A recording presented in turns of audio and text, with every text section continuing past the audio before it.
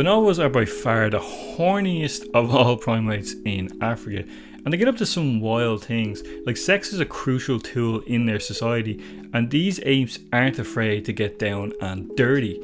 Everyone is fair game, and both male and females in some cases use sex and also oral sex purely just for pleasure, like we would, and not just for reproduction. Now, they do use it in other ways, like to keep males calm, as a bargaining tool, and to relieve tension. It's basically used in replacement to violence. Now, for a long time, bonobos were considered to be what was known as the Hippe Ape, but one recent study found that bonobos are actually nearly 3 times more aggressive than the chimp, and considering chimps are very violent, that actually says quite a lot. Bonobos were actually formerly known as pygmy chimpanzees due to their physical similarities to the chimps, but over the years it became clear that these apes were a lot different to the chimpanzees.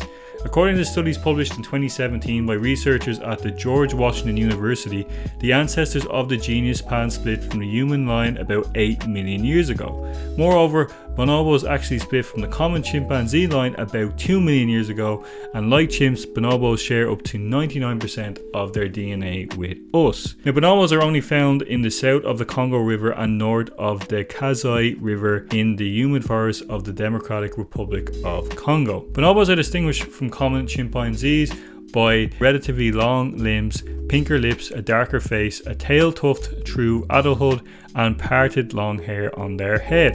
The body mass ranges from 34 to 60 kilos, with an average weight of 45 kilograms in males and an average weight of 33 kilograms in females. Male bonobos average a height of 3'9" when standing upright, compared to females, which are 3 foot and 64 inches. They are also generally smaller, with a rounder skull and flatter face than the chimps.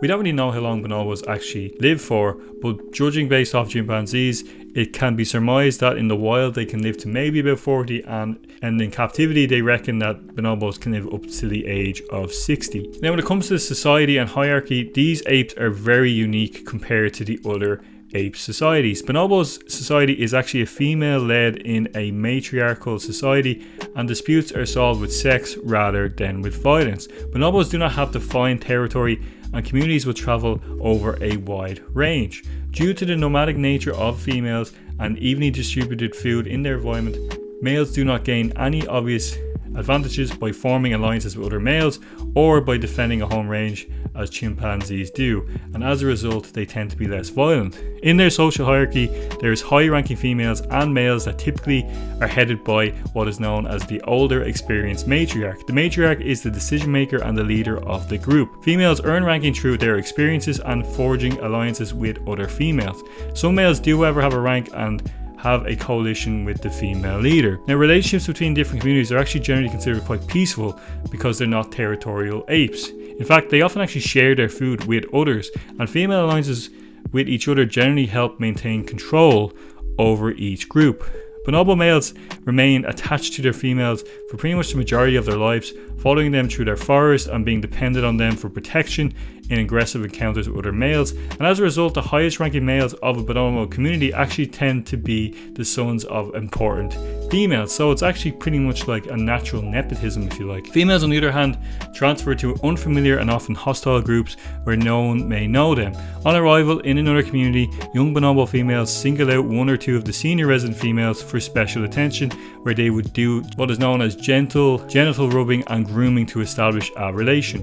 If the residents are recipitive of this, close associations are set up and the younger female gradually becomes accepted into the group. And once that female begins to have its own offspring, the young female position becomes more stable and central. Now, the most fascinating and also quite funny in my opinion of the bonobo is sex. Unlike chimps, females use alliances with males to stop coercive and domineering males and select males they want that are less aggressive towards them. So as a result, males actually become less aggressive towards females. They also seem to use sex and what we would call foreplay as a way to give each other pleasure, not purely just for reproduction. Bonobos actually get sexually aroused very easily, and this is in the variety of positions and genital contacts that they have.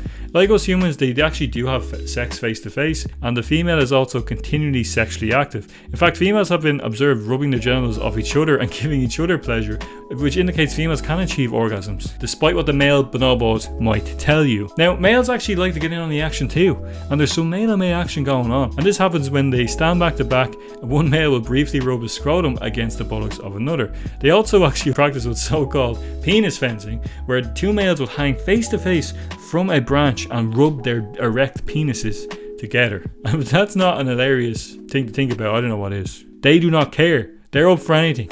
They are up for anything. They don't care if you're male, female, upside down, backwards. They're all about it. They'll do anything. There is no rules in this world, people. Females generally show their willingness for males by showing a pink swelling in their genitals, which signals to males that they are interested. But it doesn't stop there. There's a variety of ways these sexual beings play with each other. They have oral sex, they massage each other's genitals, and they also actually partake in intense tongue kissing.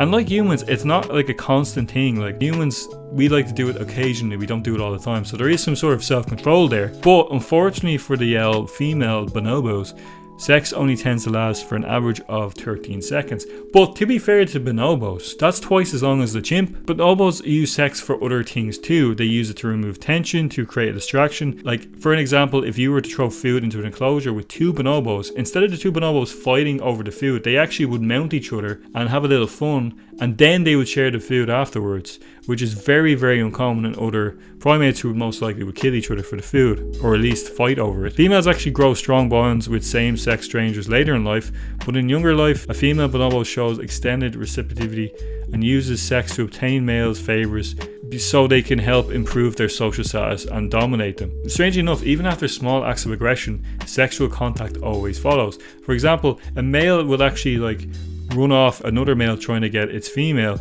but then right after, the two males will rub their genitals together. Female bonobos actually nurse their young for up to 5 years, and by age 7 they reach adolescence, while females give birth for the first time at around 13 or 14 years before they become fully grown by about the age of 15.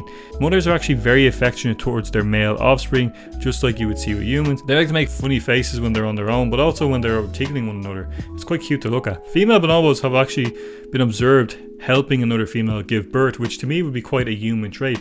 Bonobos were seen it as like a social event where female attendants provided protection and support to the female giving birth, and this kind of led researchers to believe that these females have strong social bonds and cooperate, and it's almost like an evolutionary representation of the emergence of what we would have as human midwifery. When it comes to their diet, bonobos are omnivores, and about 57% of their diet is fruit, but they also eat leaves, honey, eggs and meat from small vertebrates like flying squirrels. A 2010 study found that female bonobos displayed a larger range of tool-use behaviours than male. This finding actually confirmed the results of another 2010 study, which also found that bonobos were more skilled at solving tasks related to theory of mind or an understanding of social causality. Like, this mother uses a large stick to determine the height of the water she's crossing so that her offspring is protected as it hangs from her stomach. Bonobos are actually capable as well of passing mirror recognition tests for self-awareness, as well as actually the other great apes, and they communicate primarily through vocal means,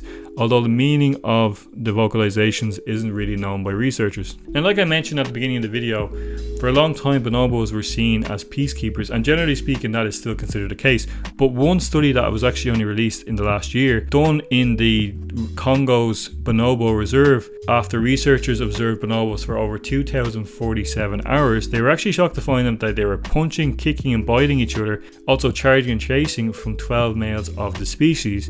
This also suggests that although males aren't violent towards females, that males being aggressive may increase likelihood of mating, which is not what's considered to be the case, like I mentioned in this video. But it's not a theory that's been fully set in stone. It's one of the few societies where size of the animal doesn't dictate who is in charge, because when it comes to bonobos, females of course are smaller, but that does not in any way inhibit their ability to rule the roost, as it were. Just like their fellow apes, bonobos don't have many predators to be concerned about. Since they are near the Congo River, the only real predator that they have are crocodiles, but even crocodile attacks are quite rare. Bonobos spend most of their time in the trees, and they sleep in nests in the trees that are made of sticks and leaves that protects them from predators on the ground.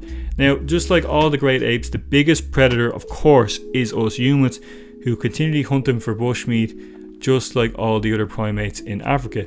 Now, bonobos unfortunately are endangered for two main reasons. One, of course, is deforestation in the Congo, which is destroying their habitat, and the other is that they are being hunted. There is unfortunately only an estimated 15 to 20,000 bonobos left in the wild. Now, in a region where more than 90% of the residents can only afford to eat one meal a day, people are increasingly turning to wild sources for meat, both for sustenance and for profit in the commercial bushmeat trade.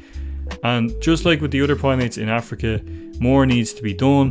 Better habitat conservation needs to be established, as well as reduction of hunting for bushmeat. And one way to fix this is to try to improve the economy for the people in the Congo who are not forced to kill these beautiful animals just to survive themselves. Bonobos are fascinating primates, from their matriarchal society to their sexual habits. I see a lot of us in chimps, but with bonobos there is certainly a lot more of us in them. Research on these guys is still quite slim compared to other primates because of where they're located deep in the forest, and because of the Congo's history with war, it's hard for researchers to get in there. So what we know about the bonobos is limited and can very much be changed, like the study this year that suggests maybe they're not as free and loving as we think they are. But nonetheless, they are fascinating, amazing creatures, and I took great joy researching about these guys and learning about them. And just like with all the other great apes, I think they deserve our respect and admiration. And I think if we took a second to really look at them, we'd see a lot of ourselves in them. But that's it, guys. Thanks so much for watching. Hope you enjoyed the video. Please like, share and subscribe as always. And as always, if there's anything about the bonobos that I did not mention, please let me know in the comments down below. I always try to cover as much as I can, but there's always more information out there, and I love to learn more facts about these great primates that we share 99% of our DNA with. But that's it, guys. Thanks so much for watching. I will see you in the next video. Peace out.